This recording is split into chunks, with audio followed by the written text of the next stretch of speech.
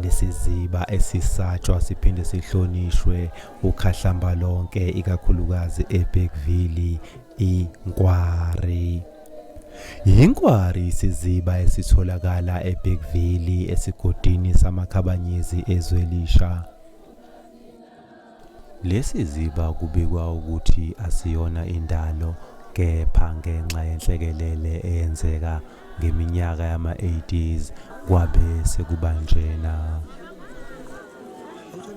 Umlando walendawo uveza ukuthi kwakunenkampani eyayijutwe ukumba lentaba ukuze kutholakale inkwari eyayizokwakha umzila wezimoto uR74 olibhekise eRiversmith.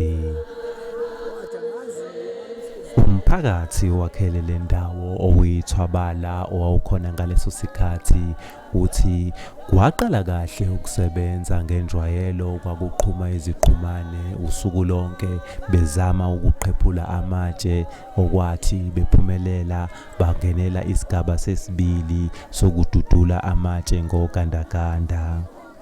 Ogandaganda ababefakwa kule ndawo kubikwa ukuthi babewakhipha amatshe ngakusasa bawafice wonke ebuyelile phakathi okwaba indida. Besilandisa abantu balendawo bathi kwaqala kancane kumfimfa amanzi ngaphansi kwamatshe bajike bewakhiphe abasebenzi bagubhe ngakusasa amatshe aphinde abuyele kepha kuqhubeke ukusebenza. Bayachaza ukuthi amandla ogandaganda basemayini ababephethwe ile nkampani babekhona ukuqophisana namatshe abuyelayo njalo mayekhishiwe.